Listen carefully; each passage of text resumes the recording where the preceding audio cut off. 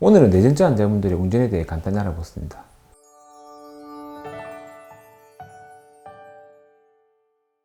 안녕하세요. 손재영 의사생활의 신경과 전문의 손재영입니다.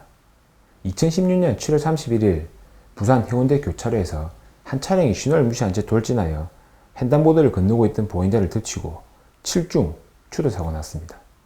이 사고로 인하여 3명이 사망하였고 14명이 다쳤습니다. 가해 차량 운전자는 마약 복용이나 술을 마신 흔적도 없었고 사고 당시 전혀 기억이 나지 않는다고 경찰에 진술하였습니다. 결국 이 운전자는 뇌질환으로 발생한 뇌전증 환자로 밝혀졌고 당시 경련 발작으로 인해 이러한 사고를 낸 것으로 강력하게 의심되었습니다. 경찰은 과거에도 이 운전자가 보행로에서 차량을 운전하는 등의 사고를 내어 그 사고 또한 뇌전증으로 인한 경련 발작이 인한 것으로 의심이 된다고 발표하였습니다. 이 운전자는 제 지인인 신경과 의사가 진료를 했던 환자분인데 뇌전증 치료에 꼭 필요한 약물 복용도 제대로 하지 않았다는 이야기를 뒤에 들었고 결국 재판에서 금고 5년을 선고받았습니다. 원장님 말씀 잘 들었습니다. 뇌전증 환자가 생활 중에 경련 발작을 일으킬 수 있고 이 경련 발작이 운전 중에 발생하면 굉장히 위험할 수 있겠다는 생각이 듭니다. 그럼 뇌전증 환자는 운전을 하면 안 되는 걸까요? 꼭 그렇지는 않습니다. 자동차가 우리 생활에서 필수품인 경우가 많기 때문에 뇌전증이 있다고 무조건적으로 운전을 하면 안 된다라고 하는 것 자체가 뇌전증 환자에 대한 차별이며 또한 약물로 완전히 조절이 가능한 80%의 뇌전증 환자분들은 운전에 전혀 무리가 없습니다. 뇌전증 환자가 운전 중에 경련 발작이 발생하게 되면 의식을 잃거나 혹은 우리 몸의 운동 능력이 저하가 발생하기 때문에 교통사고의 위험성이 더 높은 것은 당연합니다. 그리고 이런 상황에서 교통사고가 나면 간단한 접촉사고가 아닌 큰 사고가 될 수 있기 때문에 사고 시 인명피해 위험성은 더욱 높아집니다. 하지만 실제 뇌전증과 교통사고의 연관성을 보면 1년에 1000명당 9.4명이고 발작 관련 치명적 사고는 10만 명당 8.6명 정도로 생각보다 높지는 않습니다. 이는 음주로 인해 발생하는 교통사고보다는 훨씬 적은 수치입니다. 아마도 대부분의 뇌전증 환자분이 항경련제 복용을 잘 하고 있는 상태에서 경련 발작이 잘 조절되기 때문이며 또한 항경련제 복용을 해도 경련 발작이 조절되지 않는 난치성 뇌전증 환자분의 경우에는 운전면허증 발급이 되지 않는 경우가 있기 때문일 것입니다.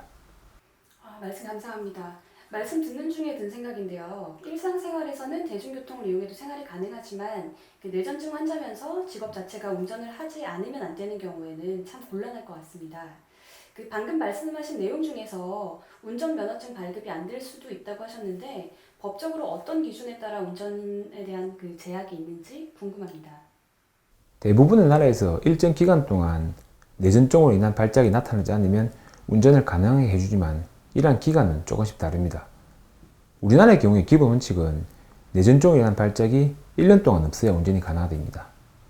다른 나라의 기준을 보면 미국이 이 기간이 최소 3개월이고 캐나다는 6개월, 영국은 경우에 따라 6개월 혹은 1년, 호주는 6개월입니다. 아마도 미국, 캐나다 같은 나라의 경우 운전이 우리나라보다 생활에 더욱더 필수적이기 때문에 이 기간이 더 짧은 것 같습니다. 우리나라에서는 뇌전증 경련이 발생하고 1년간은 경련이 없어야 운전이 가능하기 때문에 경련 발작으로 병원에 내원하여 뇌전증이 새롭게 진단된 환자분은 아무리 조절이 잘 되어도 1년간은 증상이 없어야 운전이 가능합니다. 간혹 뇌전증 환자분 중에 낮에는 전혀 증상이 없고 항상 잘 때만 경련 발작이 나타나는 경우에도 운전이 가능하지만 이 경우에도 최소 1년간은 깨어있을 때 경련이 없었다는 것을 확인해야 합니다. 또한 운전에 영향을 주지 않는 정말 가벼운 뇌전증 증상이 간혹 손만 떤다든지 혹은 얼굴만 약간 실룩실룩거리는 경우에도 운전이 가능하지만 이런 경우에도 운전을 방해할 증상이 최소 1년 없어야 합니다.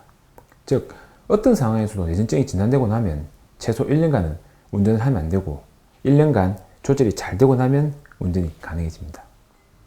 그렇군요. 그럼 그렇게 운전을 하다가 뇌전증이 잘 조절돼서 항경련제 약물을 줄이거나 중단하는 경우는 어떤가요? 발작이 없는 상태니 계속해서 운전이 가능한 걸까요? 그건 아닙니다.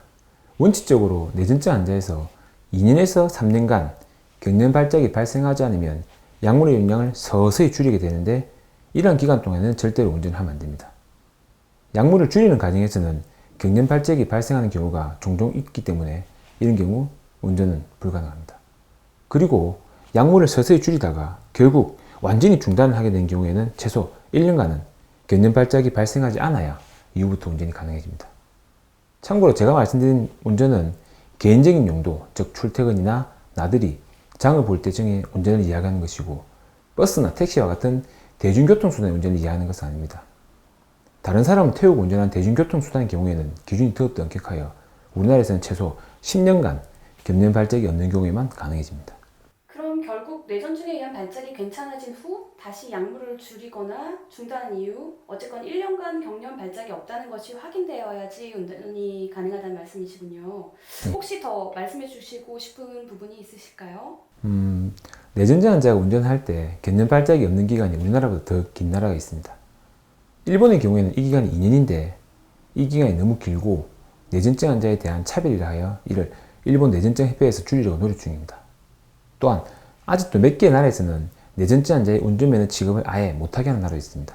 이러한 나라에는 중국, 싱가포르, 터키 등이 포함되어 있습니다.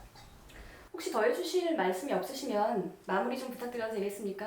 예, 그럼 마무리하겠습니다. 오늘은 뇌전증 환자분들의 운전에 대해 간단히 알아봤습니다. 간혹 뇌전증 환자분들이 운전을 해도 될까?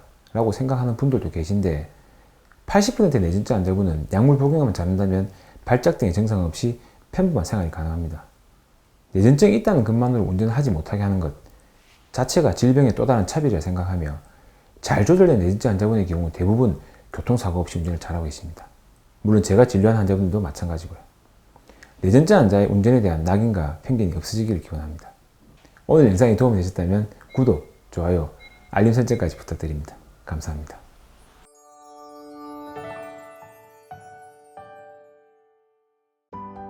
대부분의 뇌전증은 약물 치료로 완전히 조절이 가능하며 가정생활과 사회생활 등에서 뇌전증이 있는 분들과 없는 분들은 아무런 차이가 없습니다. 아직 우리 사회에 존재하고 있는 뇌전증에 대한 부정적인 생각, 사회적인 차별과 편견이 사라지길 바랍니다.